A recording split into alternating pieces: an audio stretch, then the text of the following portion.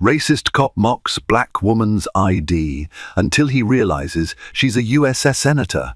A lone streetlight flickered over a nearly empty sidewalk in downtown Washington, D.C., where the hum of traffic wove through the humid night. Janai Richards, a poised and confident black woman, stepped out of her car after a long day of Senate briefings, her heels clicking on the pavement. Though she carried herself with the quiet authority of someone used to speaking in front of an audience, fate had a different plan for her tonight. A patrolling officer, one hand already hovering near his holster, sized her up with a cold, dismissive stare. He had no idea his life was about to change forever. Janai Richards stood outside the warm glow of the city lights, exhaling a weary sigh as she closed her car door on F Street NW in Washington, D.C.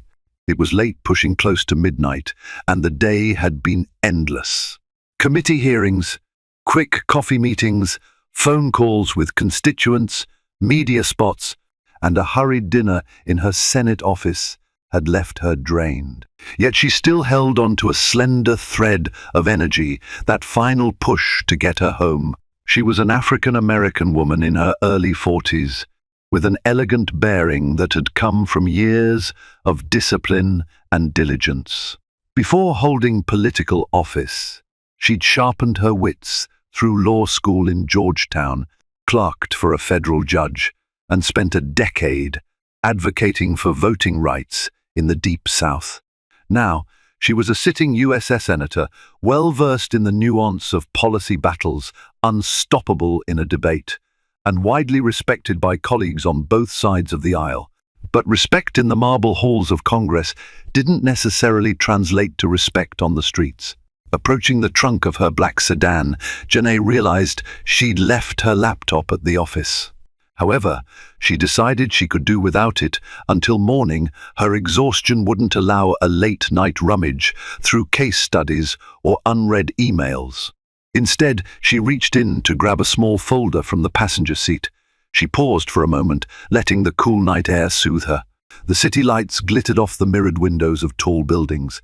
Across the street, a neon sign for Ben's Chili Bowl, a famed local eatery, flickered cheerily. Despite the late hour, the city still throbbed with energy. She just wanted to go home. Her husband, Andre, had texted her half an hour before, "Hey, can't wait to see you. Everything good?" She longed to sink into her couch, maybe watch a comedy special and breathe.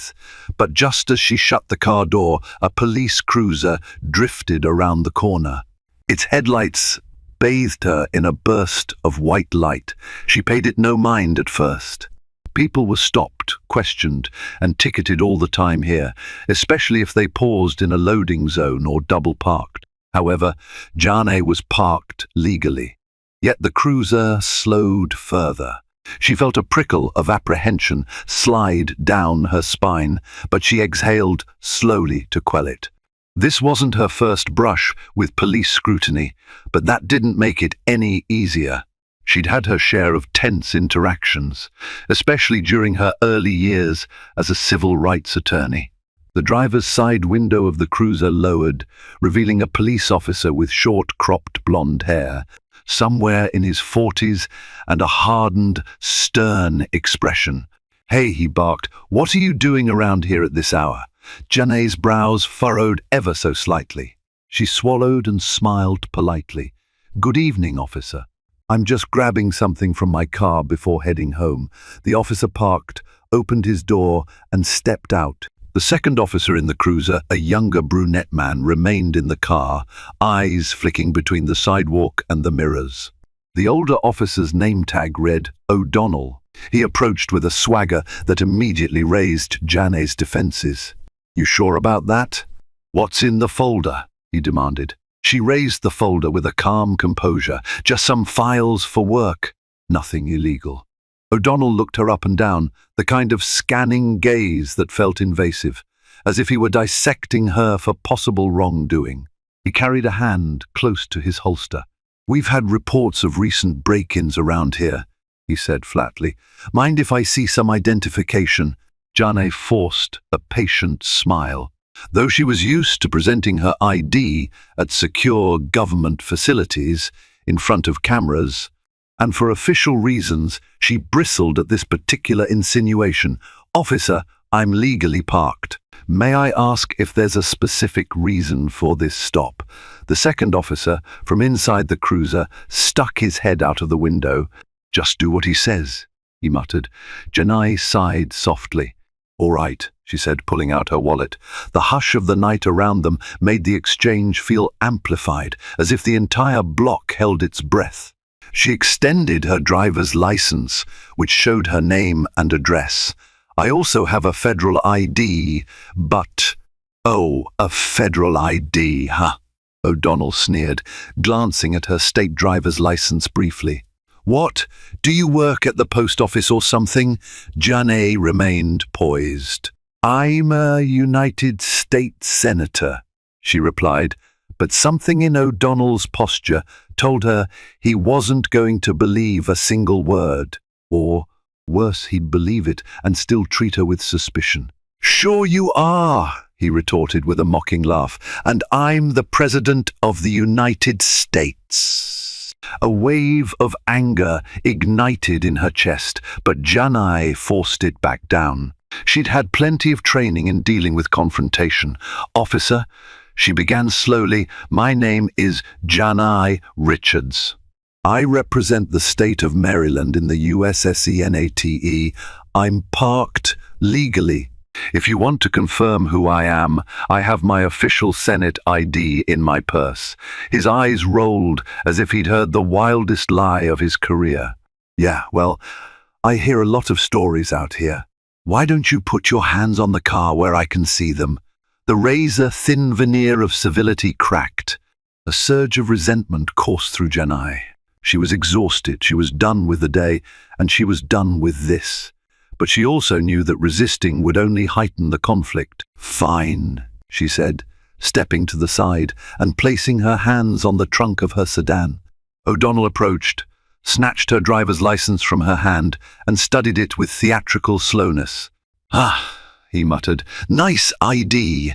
Doesn't say Senator anywhere on it, does it?" His tone dripped with sarcasm. Janai inhaled deeply. "I told you, my name is Janai Richards. That license is real, it's current, and if you run it through your system, you'll see it matches my identity. I also told you I have a Senate ID in my bag," he scoffed. "Run it through the system. Let's see. Oh, wait.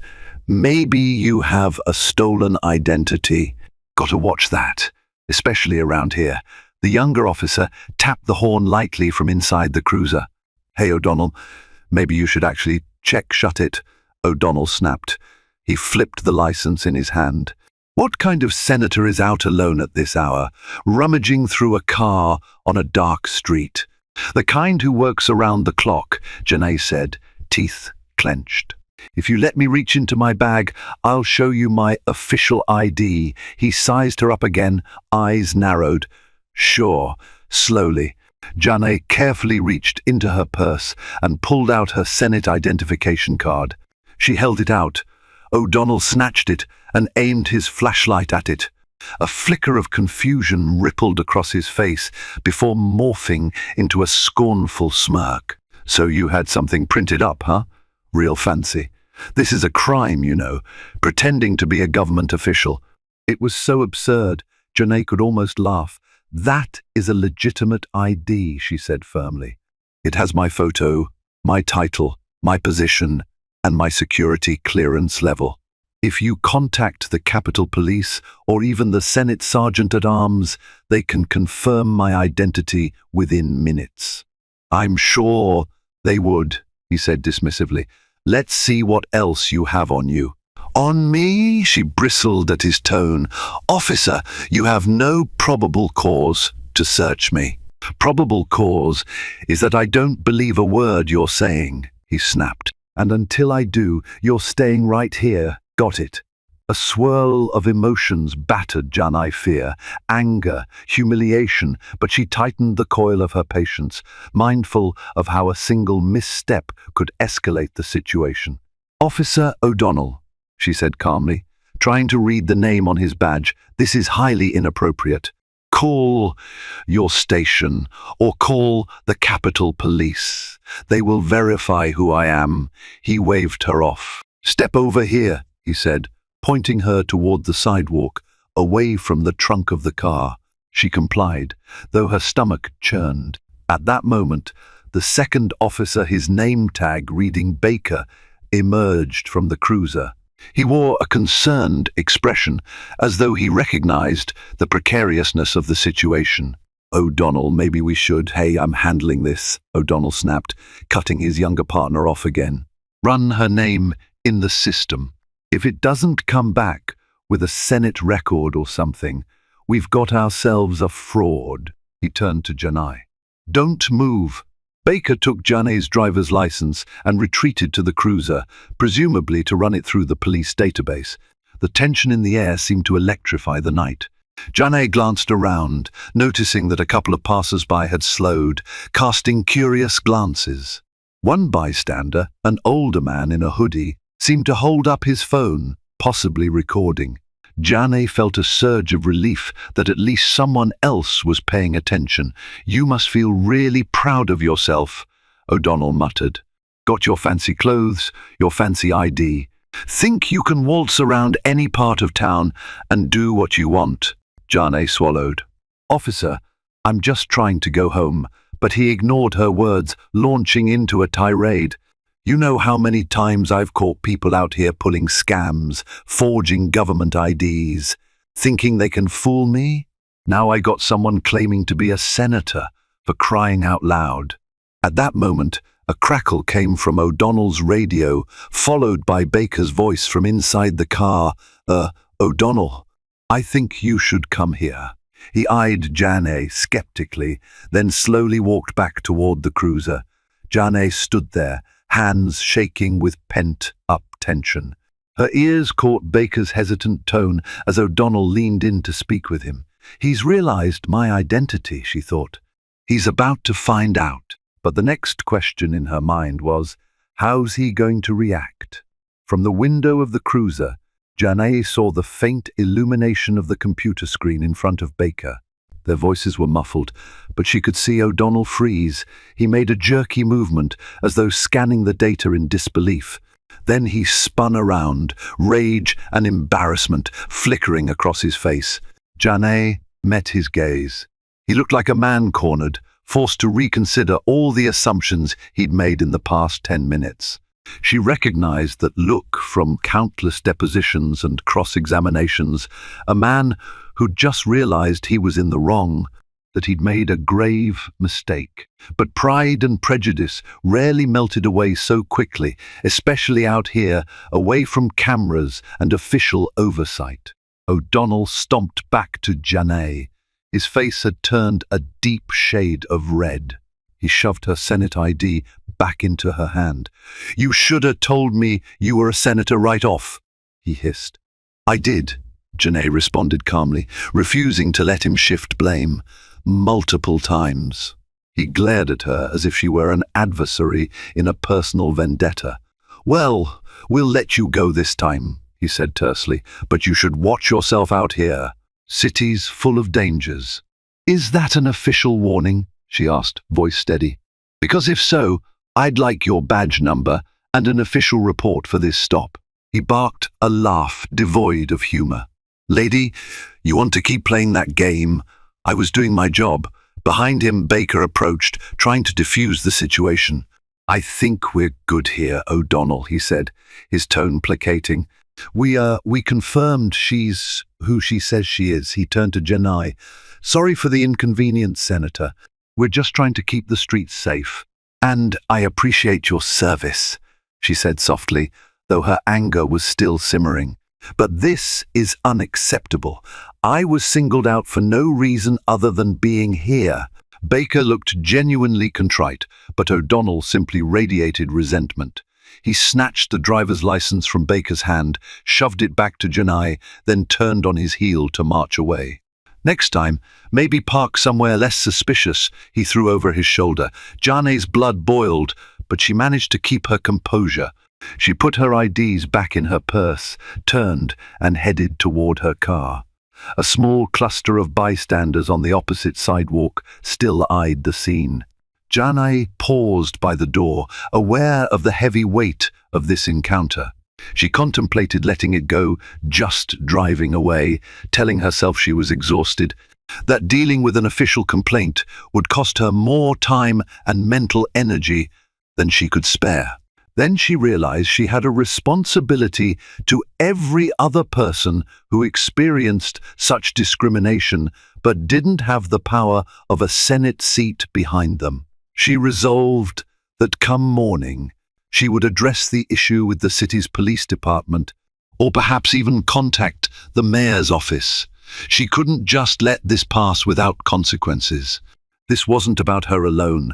This was about a system that too often enabled prejudice and abuse of power. She texted her husband quickly, "Running late, traffic stop, I'm safe, we'll be home soon, love you." Then she climbed into the driver's seat, taking one last look at the police cruiser. O'Donnell stood by the open door, glowering in her direction, while Baker seemed to try and reason with him. Janai shook her head, started the engine, and pulled away. Little did either of them know this single event would escalate into a storm neither the cop nor the senator could have foreseen. Just as Janai slipped under the covers that night, she couldn't shake the uneasy feeling. She stared at the bedroom ceiling, watching shadows dance as her mind replayed the confrontation. Andre stirred beside her, gently taking her hand. "You can't sleep, can you?" she sighed. "No, I'm angry and unsettled." He pressed a light kiss to her forehead. "You did nothing wrong." "I know," she whispered. "But that officer O'Donnell, he was so convinced I was up to something because of the color of my skin. If I didn't have my Senate ID, who knows what would have happened?" Andre wrapped an arm around her. "File a complaint, Janai. That's the least you can do." She mulled over the notion, but she recognized this was bigger than a single complaint. The entire reason she ran for office was to fight systemic injustices. Yet, ironically, even as a senator, she couldn't escape them. Eventually, exhaustion won. She drifted off into a restless sleep, her mind churning with plans for the day ahead. By the next morning, Janai's phone was buzzing non-stop. Sometime during the night, footage of the encounter captured by that bystander with the hoodie found its way online. The short clip showed O'Donnell's confrontation with Janai, including his dismissive remarks and the moment he realized she actually was a senator. It had already gone viral. Various hashtags emerged on social media, hashtag driving while black, hashtag Senator Richards, hashtag racist cop, and more. News outlets picked it up, and Janai's press secretary, Monica Blanchard, was frantically texting her, urging that they craft a statement. Janai, wearing her robe and sipping coffee in the kitchen, stared at her phone. Mentions and notifications poured in by the second. Her immediate worry was that this was going to spiral into a political firestorm. She wanted to handle it carefully to avoid overshadowing the legislative battles she was already fighting on the Hill. Yet she knew this matter demanded a response. If she remained silent, it would signal complacency or fear. If she roared too loudly, critics might accuse her of playing the race card. She thought about how precarious the line was on one side. Society demanded her to speak up. On the other side, it would critique the way she did so. But she couldn't just let it fester. She tapped Monica's number and waited. The press secretary answered on the first ring. "Senator, I was just about to call you again," Janai exhaled. "Good morning, Monica." "I see the news. Yes, it's all over Twitter and getting picked up by major outlets. We need a statement or an interview, something to set the record straight. Everybody wants to know how you feel, what you intend to do about it. I'm heading to the Capitol soon," Janai said. "Let's schedule a press availability outside my office. We can talk then. Are you going to call for O'Donnell to be fired? Monica asked, voice charged with anticipation. People are incensed by his behavior. Janai took a measured breath. I want to see how the police department responds first. And I want to weigh my words carefully. Let's keep it about reform, not a vendetta against one cop. We need to address the bigger issue. Monica paused, then said, All right, Senator, but you should know that the department's spokesperson is calling it a misunderstanding in some outlets. They've put out a statement saying the officers were responding to suspected break-ins in the area and that no harm was done. Janae's jaw tightened. Right, let them spin it. Meanwhile, we'll shine a light on what really happened. Let's also call Councilwoman Patton's office. She's a strong ally on police accountability. Maybe we can coordinate with her. Will do, Monica said. I'll schedule the press conference for this afternoon. Janae hung up, finished her coffee, and went to get ready. She selected a crimson blazer that exuded confidence and a simple black skirt, pinned her Senate lapel pin in place, and pulled her hair into a neat bun. Though she was still rattled by the events of the night before, she reminded herself she had a job to do, one that went far beyond her personal sense of violation. Meanwhile, in a modest brick townhouse across the city, Officer Thomas O'Donnell woke up to a barrage of frantic phone calls. He'd worked the late shift, so he was still half asleep when his phone exploded with texts from colleagues. His heart hammered in his chest as he read the headlines, Viral video shows D.C. Officer mocking black USS Senators ID Senator Janae Richards targeted in racial profiling incident. O'Donnell's stomach clenched. He replayed the events in his head.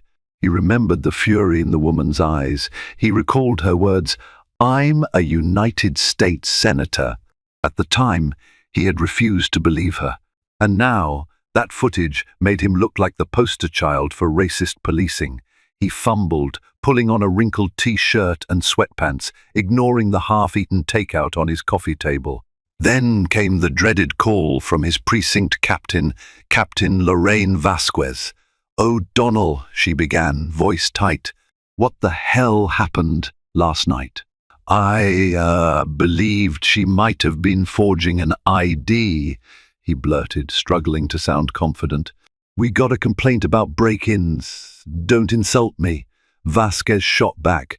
I read the initial report. You singled her out. She told you who she was, and you still ridiculed her. Now we're dealing with a PR nightmare. The chief wants your badge on his desk by the end of the day. What? You're firing me?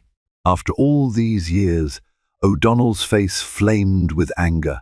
Administrative leave, pending an investigation, Vasquez clarified in a weary tone. The mayor is outraged, the department's in damage control, and everyone wants a scapegoat. Right now, that's you, he fumed, pacing in tight circles. This is a bunch of bull. She was suspicious, and I was following protocol. People don't realize how dangerous that area is. Don't spin this. The video is very clear.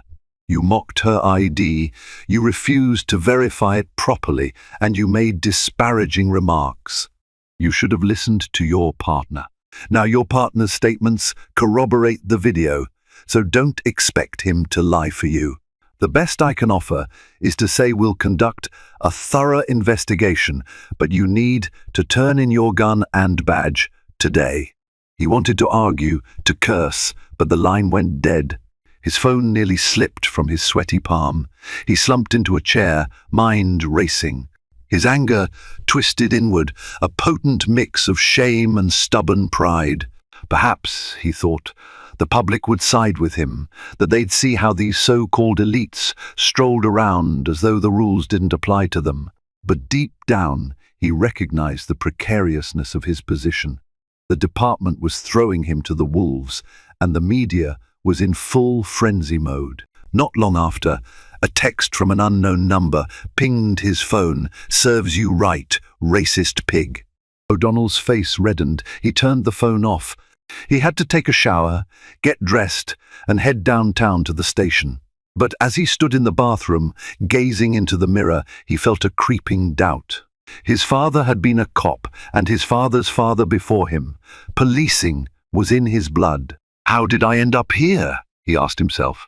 Was he really just doing his job, or was he letting old biases and bitterness steer him into shame? He shook his head, refusing to fully examine that line of thought. That woman set me up, he told himself. She just wanted attention. Yet a voice in the back of his mind whispered that it wasn't true, that Janae Richards had done nothing wrong. But he silenced it. Wrapping a towel around his waist, he vowed to fight this with all he had.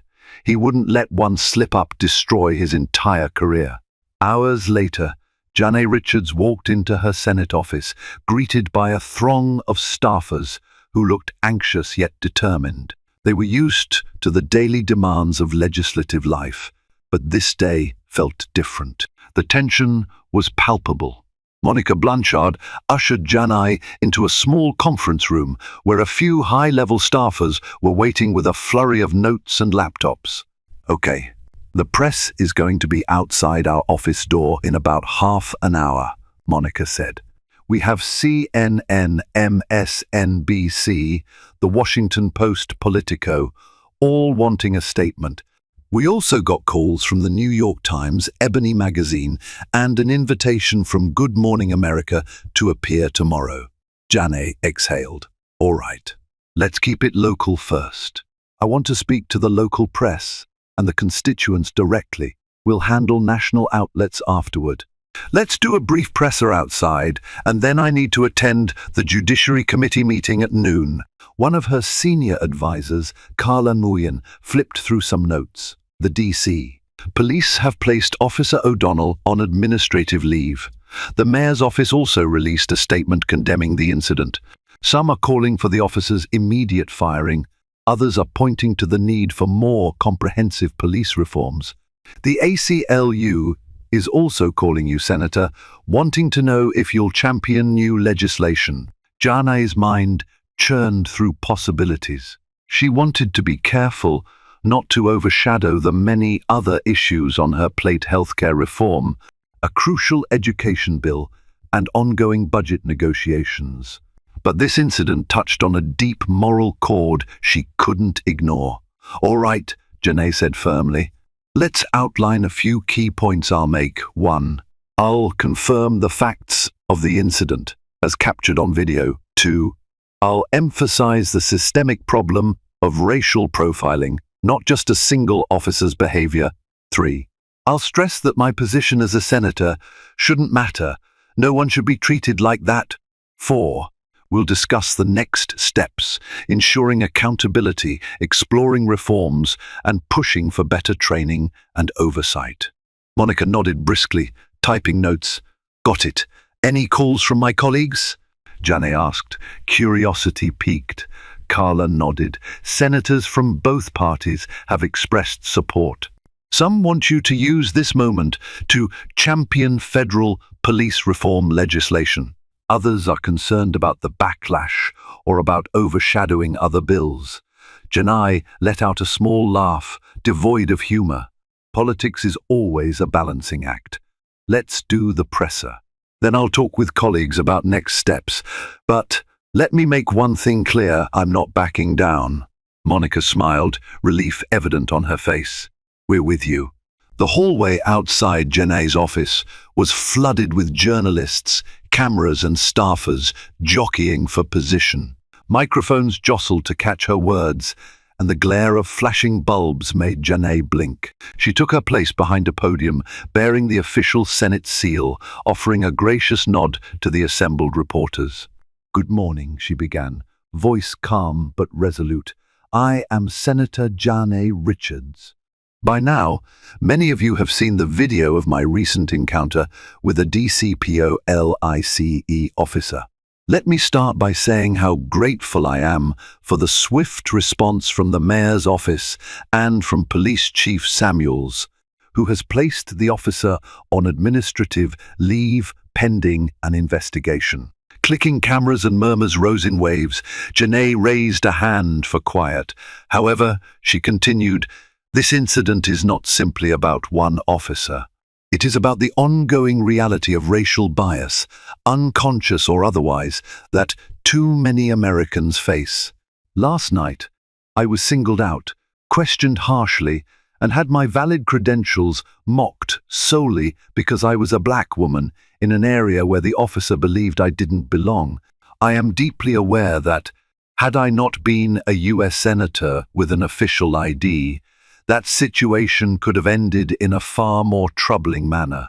It does for many black and brown Americans every day who don't get the benefit of the doubt. She paused, allowing the weight of her words to sink in. Camera shutters sounded like a flurry of insects. She spotted a few familiar faces in the crowd reporters she'd worked with on other stories. She continued, "I'm calling on the Metropolitan Police Department to conduct a thorough, transparent investigation. Furthermore, I urge comprehensive reforms to address racial profiling, including ongoing training, improved data collection on traffic stops and detentions, and stronger accountability measures. We cannot keep ignoring a pattern that undermines trust between law enforcement and the communities they serve." A voice piped up. "Senator Richards, do you want Officer O'Donnell fired?" Janai leaned forward, hands gripping the podium. "This is bigger than one person. If the investigation finds wrongdoing, then accountability should be administered according to department policies. But I want to be clear, simply firing one officer will not solve the root problem. Real change requires structural reform. That's what I'm dedicated to pursuing."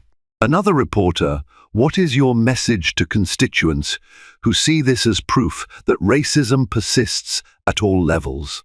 Her gaze flicked toward the camera lenses that lined the back of the hallway. "My message is this: I hear you, I see you, and I stand with you. We will not rest until our laws, our policies, and our institutions reflect justice for all. I encourage everyone who has faced such discrimination to come forward, document it, and seek help from civic organizations, legal aid groups, and elected representatives. Change happens when we shine a light on wrongdoing." Questions rained down, and Janai handled them deftly.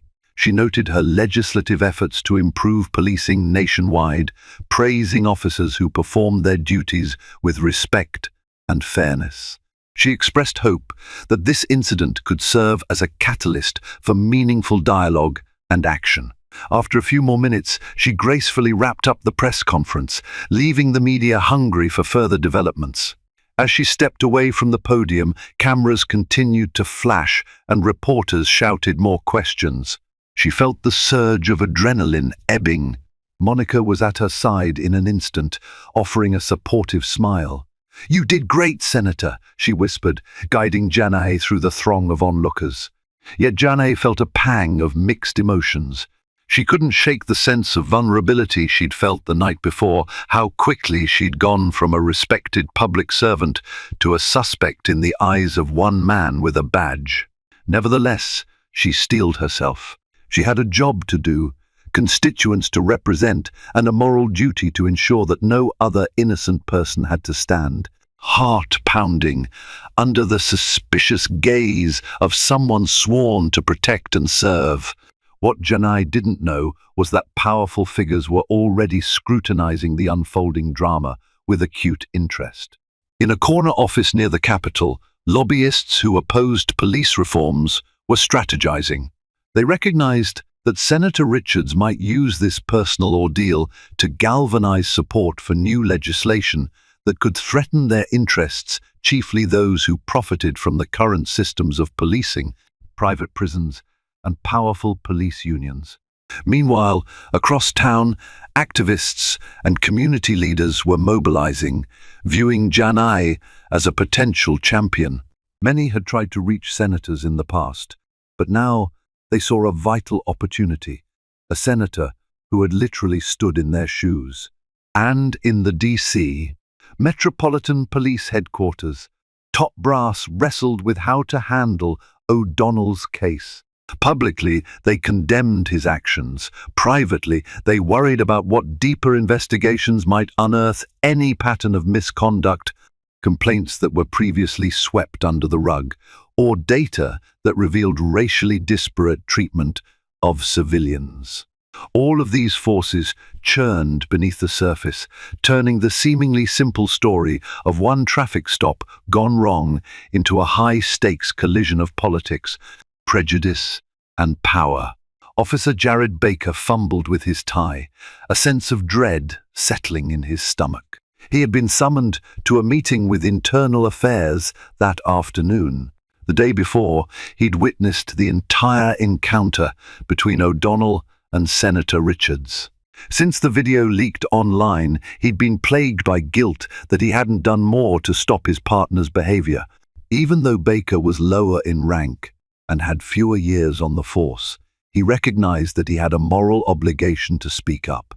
He wanted to protect his career, sure, but he also believed in the oath he'd taken to serve and protect. O'Donnell's actions had made a mockery of that oath. Stepping into the nondescript conference room, he greeted two detectives from Internal Affairs with a polite nod. They offered no warmth, just tired eyes.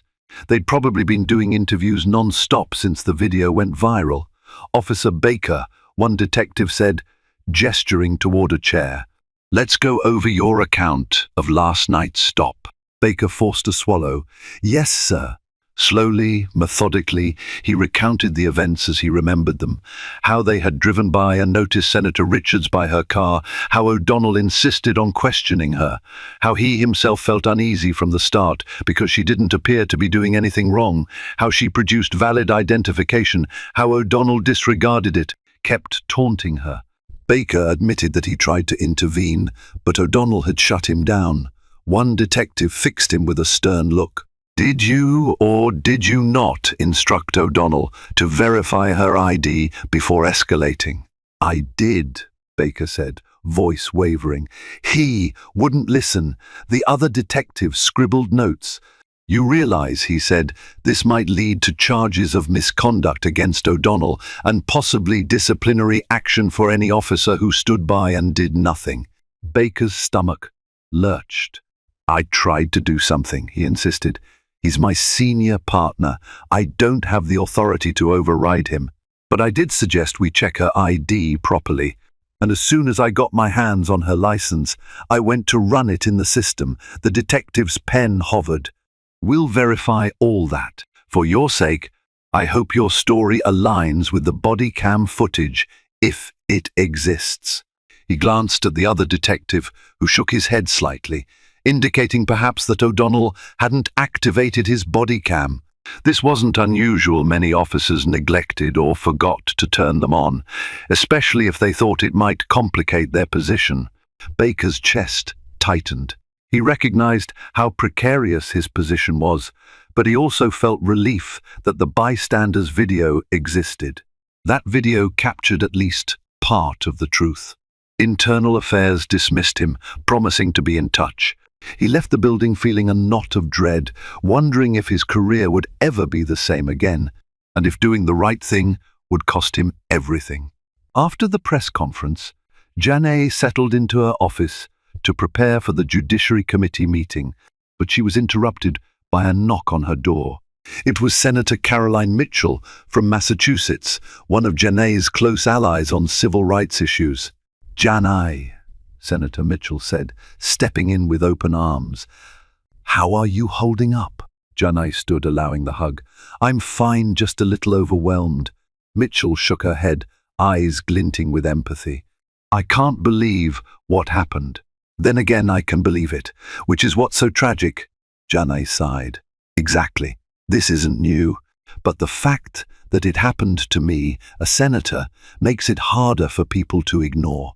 "How many times does this happen every day to people without the platform to speak out?" Mitchell nodded. "Let's use this moment. I've been drafting some legislation aimed at improving police accountability, requiring federal oversight of local departments that show patterns of civil rights violations. It's been collecting dust because we couldn't get enough bipartisan support. Janai regarded her colleague with interest. You think this incident changes the climate enough to push it forward? Mitchell shrugged, a steely determination in her gaze. It might. At least it'll get public attention. If we combine it with other reforms like body camera mandates, better data collection on traffic stops, it could be a comprehensive bill. We need your voice now more than ever. A flicker of hope warmed Janai's heart. I'm in, she said decisively. Let's do it. We'll gather allies. We'll hold hearings. And we'll show the public that we're not just talking, we're acting. Mitchell beamed. I'll send you the draft. We can start rewriting, add your perspective, maybe hold a press conference next week. Janai smiled in return. Let's do it. As Mitchell left, Janai felt a renewed sense of purpose. It was these moments turning personal pain into legislative action that defined why she served. She wouldn't let this personal attack on her dignity go unanswered. She would harness the outrage and attention to drive real, lasting change, even if it meant facing fierce opposition. Back in his cramped apartment, O'Donnell seethed as he paced the living room. The notification was official. He was on unpaid administrative leave. Pending the outcome of the investigation, his career, pension, and reputation were all at risk. As he threw himself onto the threadbare couch, he turned on the television to find yet another news segment featuring Senator Richards. She spoke passionately about reform, condemning the sort of biases he had exemplified. She talked about bridging divides, about how no one should be harassed for existing while black. The camera cut to the footage of him sneering at her ID. His face was plastered on screens across the nation. He snatched his remote and hurled it across the room, heart pounding with rage and humiliation. She's going to cost me everything. He brooded, swallowing the bitter truth that he had, indeed, been in the wrong. But accountability wasn't in his vocabulary. At that moment, vengeance was. He rummaged through old phone numbers until he found one that belonged to an acquaintance, A, local reporter known for sensational, borderline, tabloid stories. Maybe he could feed a narrative that would harm Janai's credibility. She must have skeletons in her closet, he thought grimly. Everyone does. After a few rings, a voice answered, sounding bored. Hello, you've reached Leslie Poole, Metro Watch Online. Leslie O'Donnell said, forcing calm into his tone. This is Officer Thomas O'Donnell. You might have seen me in the news. There was a pause. He could almost hear her eyebrows shoot up. Yes, I have. I'm surprised you're calling me. He clenched a fist. I want to set the record straight. And I've got a tip for you. Something about Senator Richards you might want to look into. Poole's tone sharpened with interest. Oh? I'm listening. A slow, cold grin spread across O'Donnell's face. He had no specific dirt on Janai. Not yet, but he was sure he could concoct something or find a tenuous thread that Poole could sensationalize. All he needed to do was plant a seed of doubt in the public's mind about Janai's integrity. Turn the tables. After all, wasn't that how the media game worked? I need to confirm some details first, he lied smoothly. But trust me, this story will be huge. I'll be in touch. He ended the call, adrenaline surging. He'd show them all. The conversation with Poole was the first step in a desperate plan. A plan that, if successful, could destroy Janai's reputation and overshadow the truth of what he'd done. Days turned into a week. The scandal remained front-page news, but life carried on for Janai as she continued her Senate duties. Meanwhile, O'Donnell, stewing in bitterness, scoured every corner of the internet for anything that could taint Janai's name.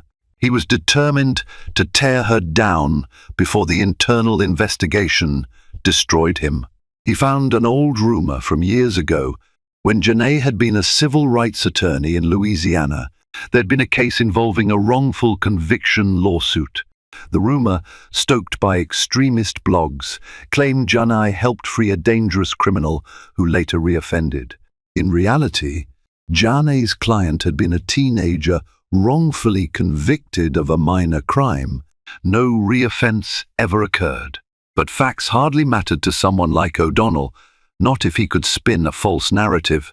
He dug deeper, hunting for official documents, reading appeals, piecing together half-truths to feed the reporter. This pursuit consumed him, overshadowing any introspection or remorse he might have felt. He told himself it was justice, that she was a self-righteous hypocrite.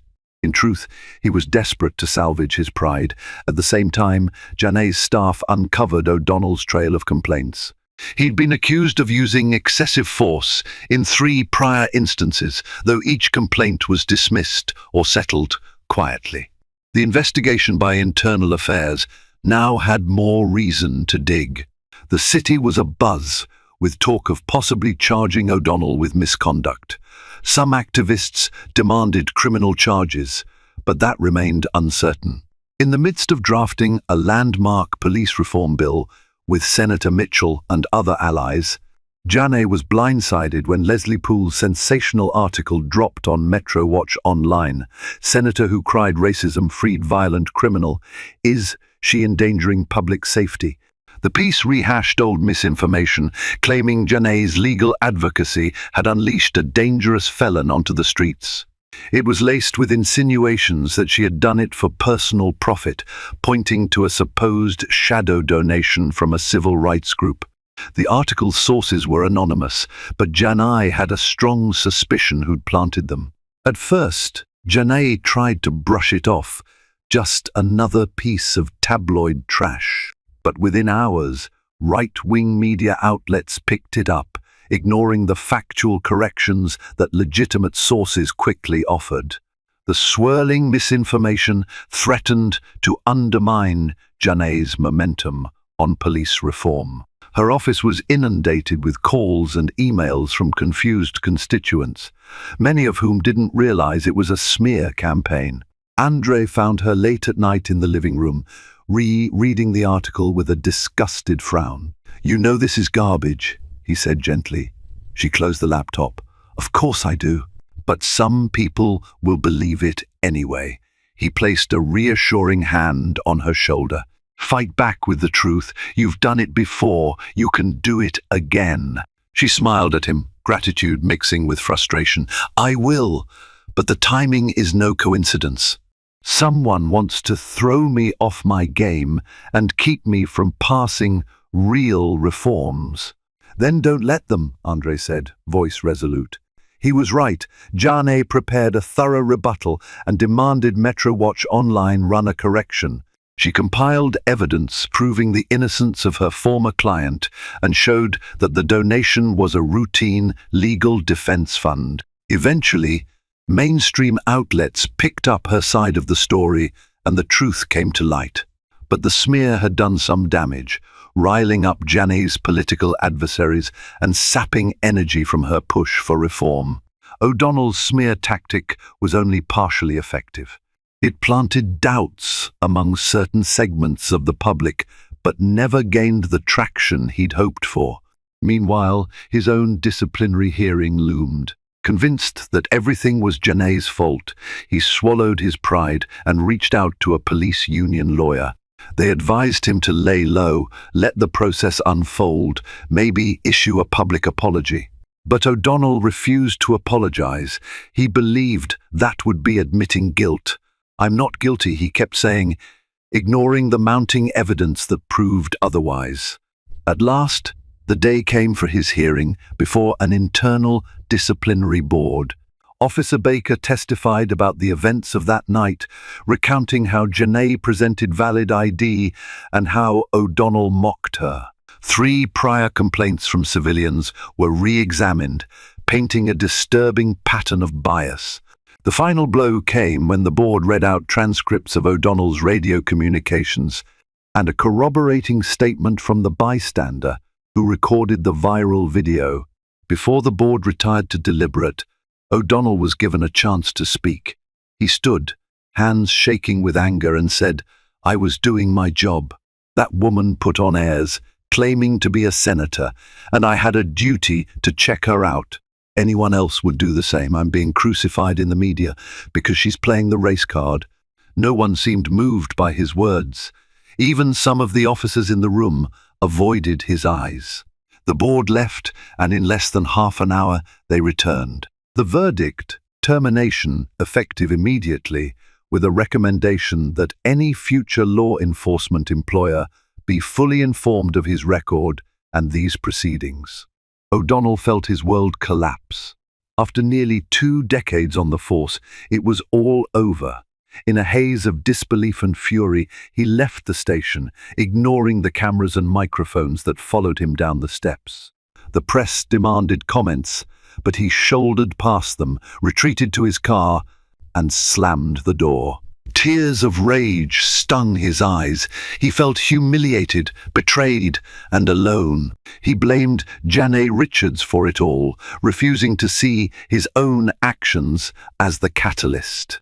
When the news broke that O'Donnell had been fired, Janae was relieved, but she also felt a pang of sorrow that the situation had unfolded so predictably. The cycle of racism, denial, exposure, and scapegoating happened over and over again. Would real change follow? Still, she noted the shift in public opinion. More people were calling for structural reforms, not just symbolic firings. Momentum gathered behind the new bill Janae and her allies were drafting. A wave of public support swept across social media. Even some moderate senators who previously waffled on police reform announced they were open to negotiations. Late one afternoon, Janae stepped outside the Capitol and saw a small group of supporters gathered with signs that read, "We stand with Senator Richards and end racial profiling now." She approached them smiling.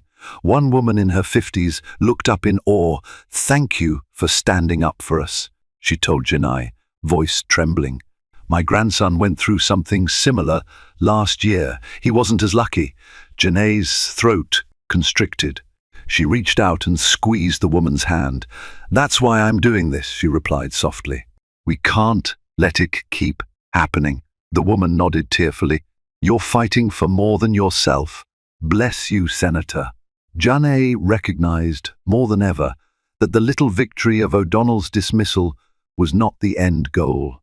True victory would be making sure that no one else suffered because of prejudice. And so she promised to keep going. O'Donnell's downfall was swift and harsh. Without the steady paycheck or benefits, and with a tarnished name, he struggled to find a new job. His lawyer managed to broker a settlement that allowed him to keep some of his pension, but it was only a fraction of what he would have had if he'd retired with a clean record. Bills piled up, and one by one, friends in law enforcement distanced themselves, unwilling to be associated with the fiasco. His attempts to stir up more dirt on Janae failed. Leslie Poole realized the story was a dead end and stopped returning his calls.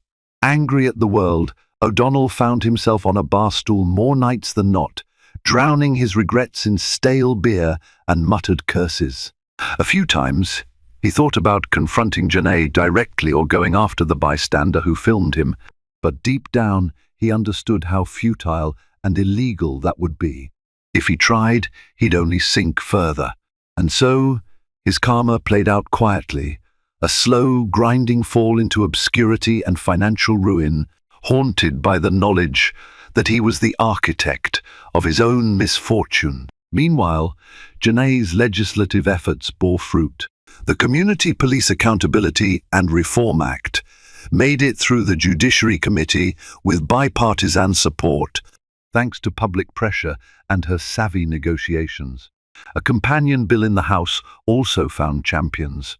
Though the final version was not as strong as Janae had initially wanted, politics is the art of compromise. It included important provisions, expanded data collection on racial profiling, mandatory anti-bias training, enhanced community oversight boards, and tighter standards for use of force. When the bill passed the Senate floor, Janai felt an overwhelming swell of emotion. She stood among her colleagues, receiving handshakes and hugs. The journey had been arduous, and the fight was far from over. There would be further battles, further amendments, further tests of will, but this milestone was significant. It was one step closer to a world in which no one, regardless of race, status, or background, could be subjected to the scorn and suspicion that Janai had faced that fateful night. Months after the viral stop, Janai found herself walking on that same street in Washington, D.C. This time, it wasn't late at night, and she wasn't alone. She was with Andre, heading to an event at a local community center. The memory of that tense moment flashed through her mind, but she smiled softly. The city felt different now, an undercurrent of hope in the air, even if they still had miles to go. As they passed the spot where she'd been confronted by O'Donnell, Andre gently squeezed her hand. "You okay?" She nodded. "Better than ever. Let's keep going." And so they did. Janai Richards, USS Senator, walked forward resolute, unafraid, and fiercely committed to justice.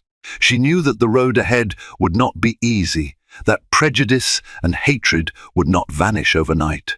But she also knew that together, people could push for change, hold institutions accountable, and one day create the fair, inclusive future they all deserved. Thank you for watching this dramatic and powerful story of how a routine traffic stop turned into a powerful lesson about prejudice, courage, and transformation. Senator Janai Richards refused to back down, even when confronted with a racist officer who belittled her every word, only to realize she held one of the highest offices in the land. Through grit, determination, and a steadfast sense of justice, she fought not just for herself, but for every person who has ever been wrongfully profiled or harassed because of the color of their skin. And in the end, her stand helped bring about meaningful change. If you found this story moving, make sure to hit that like button. And don't forget to share it with your friends and family. This is a message everyone needs to hear. Finally, subscribe to our channel so you never miss an inspiring story that challenges us to be better. Thank you.